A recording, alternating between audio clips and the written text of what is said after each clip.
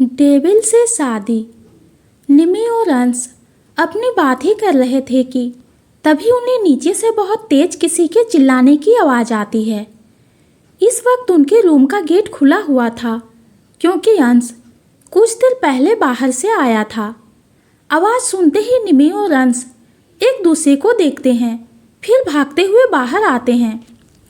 नीचे जाके देखते हैं कि पंकज माला को गोद में लेकर बाहर की तरफ जा रहा है और सभी लोग परेशान हैं। निमी मिता को देख के बोली, क्या हुआ मिता? अब आगे पता नहीं कैसे थी सीढ़ी से गिर गई है, मिता ने परेशानी से कहा। मिता की बात सुन के निमी और अंश दोनों ही शॉक्ड हो जाते हैं। इस वक्त माला का गिरना ये सही नहीं था।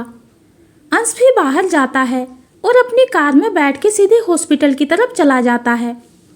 एक एक करके सभी घरवाले हॉस्पिटल के लिए निकल जाते हैं। निमी और मिता एक साथ कार में थे।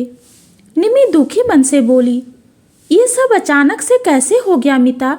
जब भी कुछ अच्छा होता है उसके तुरंत बाद ही बुरा क्यों हो जाता है? कुछ अच्छा क्यों नहीं हो रहा है हमारे साथ? तुम चिंता मत करो निमी, दी और बेबी को कुछ नहीं होगा, मिता ने हिम्मत बनाते हुए कहा। इस बात को मिता मानने के लिए रेडी नहीं होना चाहती कि किसी को कुछ भी हो सकता है।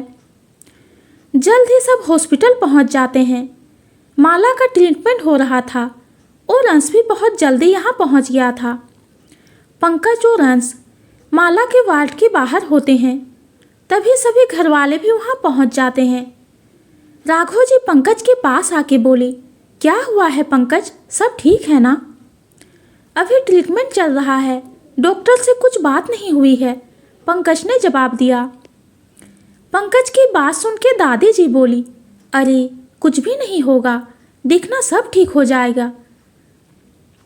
सभी लोग परेशान होते हैं और दुआ करते रहते हैं। तभी निमी और मिता भी वहां पहुंच जाते हैं। दोनों थोड़े लेट आए थे क्योंकि रास्ते में उनके कार का टायर फट गया था, उसे चेंज होने में टाइम लगा। दोनों आके देखते हैं कि सभी लोग वार्ड के बाहर टेंशन में हैं। काव्या जी की आंखें भी नम होती है। निमी अंश के पास जाती है जो सबसे दूर एक चेयर पे चुपचाप बैठा हुआ था। निमी अंश के बगल में जाकर बैठ जाती है। सभी बाहर बस डॉक्टर के आने का वेट कर रहे थे। तभी वार्ड का दरवाज़ा खुलता है और एक फीमेल डॉक्टर बाहर आती है। उन्हें देख के सभी लोग खड़े हो जाते हैं। वो डॉक्टर सबको देख के बोली, अभी उनका सेकंड मंथ ही था, जिस वजह से कंडीशन बहुत क्रिटिकल है। हमने कोशिश की लेकिन बच्चे को नहीं बचा पाए, आई एम सॉरी। डॉक्टर की बात जैसे सबके कानों में किसी जहर की तरह पड़ी। कोई भी इस बात को बर्दाश्त नहीं कर पा रहा था। सभी हद से ज़्यादा एक्साइटेड थे इस बच्चे के लिए। और क्या से क्या हो गया, सबकी आंखें नम होती है। निमी भी रोने लगती है। सब कितने खुश थे कि अचानक से उनकी खुशी को किसी की नज़र आके लग गई। अंश ने डॉक्टर को देख के कहा, माला ठीक है? जी, वो खतरे से बाहर हैं, कुछ देर में उन्हें होश भी आ जाएगा। डॉक्टर ने अंश की बात का जवाब दिया। अंश एक गहरी सांस लेता है। शायद वो अपने अंदर के दुख को बर्दाश्त करने की कोशिश कर रहा था। अंश पंकज को देखता है, फिर उसे वार्ड के अंदर जाने के लिए कहता है। पंकज अंदर जाता है और बेड पे बेहोश माला को देखता है, जिसका चेहरा पीला हो चुका था। अब तक पंकज ने अपने आंसू को संभाल के रखे हुए थे। वो माला को इस हाल में देखते ही बाहर आ जाता है और रोने लगता है। शायद आज का दिन उसकी जिंदगी का सबसे मनुष्य दिन में से एक है। सभी लोग बाहर बस माला के होश में आने का वेट कर रहे थे। अंश की नज़र निमी पर जाती है जो रो रही थी। अंश निमी के पास जाकर उसे अपने गले से लगा लेता है। अंश का एहसास होते ही निमी और भी ज़्यादा टाइट से उसे हग कर लेती है। कुछ देर बाद माला को होश आता है। डॉक्टर उसे चेक करते हैं और जब माला को पता चलता है कि अब उनका बच्चा नहीं रहा तो वो बहुत बुरी तरह से रोने लगती है। उसे ऐसे रोते देख सभी उसे चुप करवाते हैं। अंश भी उसके पास आके उसे गले लगा लेता है और उसे चुप करवाते हुए बोला, शांत हो जाओ माला, ऐसे रोने से कुछ नहीं होगा, तुम्हारी तबीयत और ज़्यादा खराब हो जाएगी। जो होना था वो हो गया, उसे नहीं बदला जा सकता है। अंश के समझाने के बाद भी माला उसे पकड़ के और ज़्यादा रोने लगती है। अंश बस उसे ऐसे ही शांत कराने लगता है। सुबह से शाम हो गई, किसी ने कुछ नहीं खाया था, या यूं कहें कि किसी को भूख ही नहीं लगी थी। माला रोते हुए सो चुकी थी।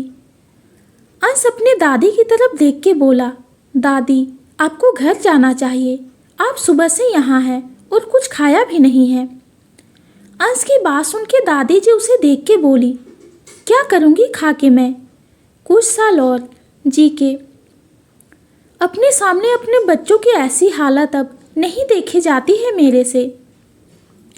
दादी जी की ऐसी बातें सुनकर मीता बोली, ये कैसी बातें कर रही हैं आप दादी, प्लीज़ मत बोलिए ये सब। ये बोलते हुए आके मीता उन्हें गले से लगा लेती है।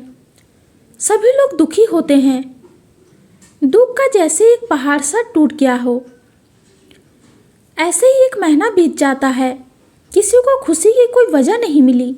सभी आज भी उस दिन को याद करके दुखी हो जाते हैं। वहीं निमी और मीता का लास्ट एग्जाम होता है। निमी अपने रूम में बैठ के पढ़ रही थी, लेकिन उसका मन बिल्कुल भी पढ़ाई में नहीं लग रहा था। निमी अंश को देखती है जो अपने काम में बिजी होता है। निमी उसे देख के बोली, अंश मुझे अच्छा नहीं लग रहा है। तुम्हें कभी पढ़ाई अच्छी लगी है? खैर, कल तुम्हारा लास्ट एग्जाम है, आज पढ़ लो, कल से फिर अपने मन का करना, अंश ने कहा। अंश की बात सुन के निमी का भी पढ़ाई में मन लग जाता है और वो दोबारा पढ़ाई में लग जाती है, लेकिन उसे फिर से चिढ़ सा लगता है, इसीलिए वो अपनी बुक को बंद करके साइड कर देती है और बेड में लेट जाती है। अंश निमी को ऐसे सोते हुए देख के उसके पास आया और बोला, निमी तुम सो क्यों रही हो? अभी तुम्हारा पूरा सिलेबस ख़त्म नहीं हुआ है। अंश मुझे अच्छा नहीं लग रहा है, प्लीज़ मुझे सोने दीजिए, निमी ने खुद को अच्छे से कवर करते हुए कहा, जिसे देख के अंश उसके पास बैठते हुए कहा, क्या हुआ, तबीयत ठीक नहीं है तुम्हारी? हाँ बस सोना है, निमी ने आलस से भरी हुई आवाज़ में कहा। अंश अब निमी को कुछ नहीं कहता है। निमी ने अच्छी खासी पढ़ाई कर ली थी, जिससे वो पास तो आराम से हो जाएगी, इसीलिए अंश उसे कुछ न बोलते हुए अपने काम करने के लिए स्टडी रूम में जाता है। अंदर जाके अंश अपना फ़ोन निकाल के रोकी को कॉल करता है। जब रोकी कॉल रिसीव करता है तो अंश बोला, 1 महीने हो गए रोकी, अब तक तुम उस फोटो के सिवा कुछ नहीं पता कर पाए हो। कहाँ गलती हो रही है, क्यों नहीं कर पा रहे हो ये पता? अंश की बात सुन के सामने से रोकी ने कहा, बॉस मैंने अपनी तरफ से बहुत कोशिश की, लेकिन उस घर में और कुछ मिला ही नहीं। ऐसा लगता है जैसे कोई सारे सबूत मिटा रहा है या फिर हमें रोक रहा है।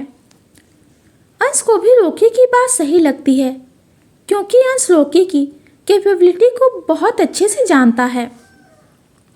रोकी के लिए कुछ भी पता लगवाना कोई बड़ी बात नहीं है। शायद यहाँ कोई है जो ये नहीं चाहता कि ये सच्चाई अब किसी के सामने आए।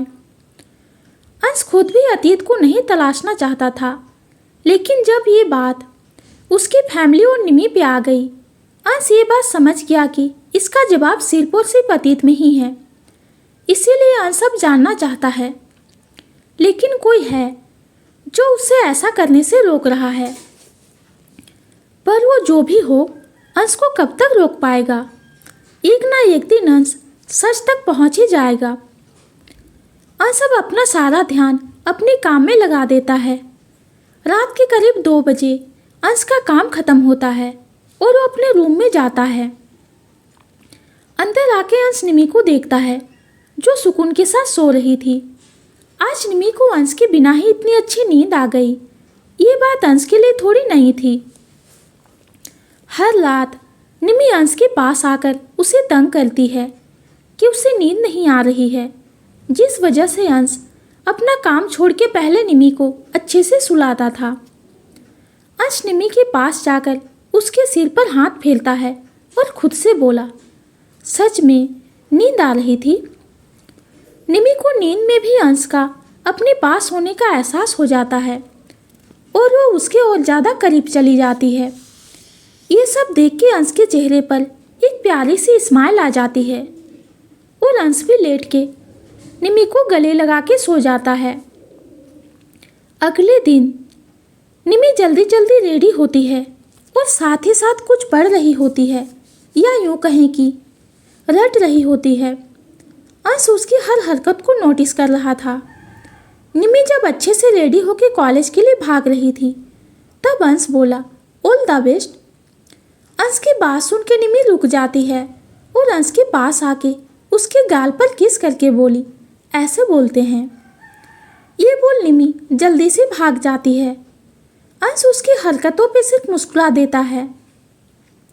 निमी और मीता कॉलेज के लिए निकल जाते हैं।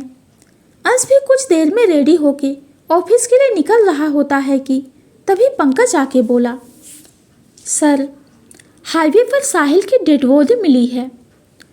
पंकज की बात सुन के अंश भी कुछ पल के लिए चौंक जाता है, क्योंकि उसे नहीं लगा था कि साहिल की डेथ ऐसे ही कोई कर सकता है। पंकज की बात को सुन के अंश बोला, पता करो बात क्या है और किसने किया है। ये बोल अंश अपनी कार में बैठ वहाँ से निकल जाता है। आज न्यूज़पेपर की हेडलाइन में साहिल की डेथ की खबर से भरी होती है। न्यूज़ देखते ही दादी जी बोली, बताओ, ऐसे ही लोग क्या कम मर रहे हैं जो अब लोगों को मारने भी लगे हैं। माँ, यही दुनिया है, ये सब होते ही रहते हैं। ये सब कब रुका है जो अब रुकेगा। काव्या जी ने दादी जी की बात का जवाब दिया। दोनों बात ही कर रहे थे कि तभी उसकी नज़र माला पर जाती है, जो अपने रूम से बाहर आ रही थी। उसे देख के काव्या जी बोली, माला बेटा, यहाँ आओ, दादी के पास बैठो। काव्या जी की बात सुन के माला आती है और दादी जी के पास सोफे पर बैठ जाती है। जब से माला के साथ वो हादसा हुआ, तब से माला कम बोलने लगी थी और ज़्यादातर वो खामोशी रहती। सभी घर वालों के उसकी ये खामोशी खटकती थी। सभी किसी न किसी बहाने से माला को बातों में इन्वॉल्व करने की कोशिश करते, लेकिन माला नहीं बोलती। वो हादसा मामूली नहीं था माला के लिए, उसमें उसकी खुशी छिन गई थी। साथ ही सभी घरवाले भी दुखी थे, क्योंकि सबकी खुशी की वजह एक ही थी। वहीं दूसरी तरफ निमी और मीता अपनी एग्ज़ाम ख़त्म करके क्लास से बाहर आते हैं। निमी मीता को देख के बोली, कैसा किया तेरा एग्ज़ाम। बस चला गया यार, मुझे तो समझ में नहीं आता है कि ये एग्ज़ाम लेते क्यों हैं। मीता ने जवाब दिया। मीता की बात निमी और तानिया दोनों एग्री करते हैं। फिर तानिया बोली, खैर एक बात की खुशी है कि अब कोई एग्ज़ाम नहीं है और फाइनली अब हमारी ग्रेजुएशन भी पूरी हो गई। हाँ यार, ये तो सबसे अच्छा हुआ, निमी ने तानिया की बात में सहमति देते हुए कहा। तभी मीता उनकी बात सुन के बोली, अरे अभी कहाँ, अभी पास होना बाकी है। तू हमेशा मनुष्य बातें ही बोल, निमी मीता को मारते हुए बोली। ऐसे क्यों मार रही है, मैं सही बात ही कह रही हूँ, मीता ने कहा। निमी घूर के मीता को देखती है, जैसे अपनी आंखों से ही उसे वार्निंग दे रही हो कि चुप हो जाओ। मीता निमी को देखती है, फिर कुछ सोच के बोली, मैं नोटिस कर रही हूँ, कुछ दिन से तुम कुछ ज़्यादा ही गुस्सा करने लगी हो। मीता की बात सुन के तानिया बोली, मुझे तो ऐसा नहीं लगता है। वो इसीलिए क्योंकि तुम इसे अभी कुछ घंटे के लिए ही देख रही है, लेकिन मैं इसके साथ ऑलमोस्ट पूरा दिन रहती हूँ। मुझे दिख रहा है कि ये कैसे बिहेव कर रही है। मीता ने तानिया से कहा, ऐसा कुछ नहीं है, वो तो मुझे कुछ दिन से अच्छा नहीं लग रहा है। शायद एग्ज़ाम की वजह से और अंश की पढ़ाई के प्रेशर की वजह से भी शायद। निमी ने अपनी सफाई देते हुए कहा। मिता निमी कुछ देर सबसे बात करते हैं क्योंकि आज उनका कॉलेज में लास्ट डे था। सब आपस में मिल रहे थे। तभी रियान आके बोला, चलो आज मैं तुम दोनों को घर छोड़ देता हूँ। किस खुशी में? निमी ने उसे देख के कहा। निमी की बात सुनकर रियान बोला, ज़रूरी है हर चीज़ की खुशी ही हो। खैर आज लास्ट एग्ज़ाम था तो इसी खुशी में समझ लो। लेकिन हम अपनी कार लेके आए हैं और उसी में जाएंगे। चल निमी। मिता ने निमी का हाथ पकड़ के रियान से गुस्से से कहा और उसे लेकर जाने लगी। निमी मिता का ये बिहेव देख के समझ जाती है कि उनकी लड़ाई हुई है। तुम दोनों की लड़ाई हुई है? निमी कार में बैठते हुए पूछी, जिस पे मिता ने कहा, छोड़ ना यार। क्यों, क्या हुआ है, बता मुझे, निमी ने कहा। निमी को देख के साफ समझ में आ रहा था कि वो इस बात को ऐसे नहीं जाने देगी। इसीलिए मिता एक गहरी सांस लेके बोली, उसने आज रात को पार्टी में बुलाया है और मुझे नहीं जाना था, बस इसी बात पे हमारी लड़ाई हो गई है, मिता ने कहा। निमी ये सुन के हंसने लगती है और हंसते हुए बोली, इतनी सी बात पे लड़ गए तुम दोनों, हद है यार। क्या हद है? तू और भाई नहीं लड़ते हो छोटी सी बात पे, मिता ने कहा। नहीं, सिर्फ मैं लड़ती हूँ। अंश ऐसे छोटी बातों पे लड़ाई करके अपना टाइम वेस्ट नहीं करते हैं। वो सीधे आके मुझे मना लेते हैं और मैं मान जाती हूँ, निमी ने खुशी के साथ कहा। जिसे सुन के मिता बोली, हाँ तो वो भाई हैं और हर कोई मेरे भाई के जैसा नहीं होता है। चुप कर और अपना भाई पुराण बंद कर। एंड डोंट फॉरगेट, मैंने भी रियान को राखी बांधी है तो कायदे से वो भी मेरा भाई है, निमी ने कहा। Good for you. ले साइड उसकी, मिता बोली। दोनों ऐसे ही लड़ते झगड़ते घर पहुंच जाते हैं। निमी अपने रूम में चली जाती है। उसे बहुत नींद आ रही थी, इसीलिए वो बिना ज़्यादा सोचे सोने लगती है। रात के करीब 9 बज जाते हैं। आज अंश दूसरे दिन से लेट आता है। अंश रूम में आके देखता है कि निमी ब्लैंकेट से खुद को कवर करके सो रही है। उसे सोते हुए देख के अंश उसके पास जाके खुद से बोला, इसका नींद का क्या होगा? ये बोल अंश उसे उठाने लगता है, लेकिन निमी उठने का नाम ही नहीं ले रही थी। अंश फिर उसके बिल्कुल पास जाके बोला, निमी उठ जाओ, नहीं तो मैं तुम्हें उठा के ठंडे पानी में डाल दूंगा। यह सुनना था कि निमी जल्दी से उठ के बोली, नहीं अंश, आप ऐसा कुछ नहीं करेंगे। निमी को उठा हुआ देख के अंश बोला, ये कौन सा टाइम है सोने का? वो मैं थक गई थी। पेपर इतना बड़ा आता है ना, लिखते हुए हाथ दर्द करने लगता है इस वजह से। लेकिन ये कौन सा तरीका हुआ किसी को उठाने का? निमी अपने गाल को फुला के गुस्से से बोली। जिसे सुन के अंश बोला, मैं कब से प्यार से उठा रहा था, लेकिन तुम नहीं उठ रही थी, इसीलिए ये तरीका यूज करना पड़ा। ये बोलते हुए अंश निमी के सिर पर किस करके बोला, कल मैं तुम्हें डॉक्टर के पास लेकर जाऊंगा। तुम आजकल बहुत ज़्यादा थक रही हो और इरिटेट हो रही हो। जी नहीं, ऐसा कुछ नहीं है, मुझे कहीं नहीं जाना है, निमी बोली और उठ के बाथरूम में चली जाती है। अंश अपने स्टडी रूम में जाता है और वहाँ बाथरूम में जाकर फ्रेश होता है। निमी कुछ देर में बाथरूम से बाहर आती है और उसे भूख लगने लगती है, लेकिन उसे नीचे जाने का मन नहीं होता है, इसीलिए वो अपना खाना रूम में मंगवा लेती है। अंश जब चेंज करके बाहर आता है तो देखता है कि निमी गुस्से से खाना को देख रही है। ये देख के अंश उसके पास आके बोला, क्या हुआ? खाने को ऐसे घूर के क्यों देख रही हो? मुझे ये नहीं खाना है, निमी ने कहा। अंश देखता है कि डिनर में जीरा राइस, मटर पनीर, दाल और रोटी है। अंश को खाने को देख के कुछ भी गलत नहीं लगता है, क्योंकि निमी ये तो आराम से खाती थी। अंश उसे देख के बोला, डिनर सही है, फिर तुम्हें क्यों नहीं खाना है? इसमें ऐसा कुछ नहीं है जो तुम्हें पसंद ना हो। हाँ, पर फिर भी मुझे ये खाने का मन नहीं है, निमी ने कहा। ठीक है, क्या खाना है बताओ, मैं बनाने के लिए बोलता हूँ, अंश ने एक गहरी सांस लेते हुए कहा। अंश की बात सुन के निमी बोली, पर उसमें टाइम लगेगा और मुझे भूख लगी है। कुछ बनने में तो टाइम तो लगेगा ही, भूख लगी है तो तुम तब तक ये खा लो, अंश ने कहा। नहीं, मुझे ये नहीं खाना है, निमी अपने मुंह को फुलाते हुए बोली। निमी की जीत को देख के अंश एक गहरी सांस लेता है। उसे समझ नहीं आ रहा था कि अब वो कैसे निमी को हैंडल करे। अंश को सोच के बोला, अच्छा चलो हम बाहर जाके डिनर करते हैं। रात के 10 बजने वाले हैं, आप अभी बाहर जाएंगे? निमी बोली। इस बार अंश उसकी बात सुन के गुस्से से उसे देखता है, जिसे देख निमी चुप हो जाती है। शांति के साथ अपना खाना देख के बोली, अभी मैं ये खा लेती हूँ। निमी बिना मन के वो खाना खाने लगती है। वो बस अंश को गुस्सा नहीं दिलाना चाहती है, क्योंकि अंश का गुस्सा हैंडल करना निमी के बस में नहीं होता है।